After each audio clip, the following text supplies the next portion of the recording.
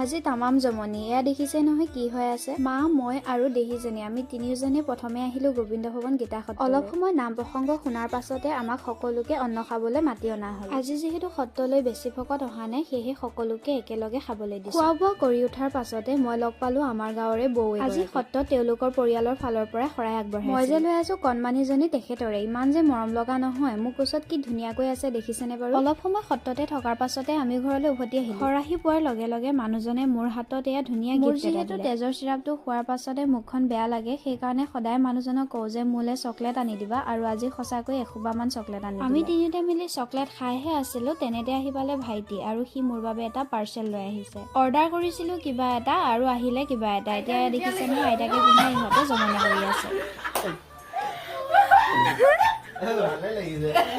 কুৰ্তি দুটাৰ ঠাইত ফ্ৰক এটাহে আহিলে। পিছে ফ্ৰকটো আইতাৰ লগতো ইমান বেয়া লগা নাই নহয়নে বাৰু।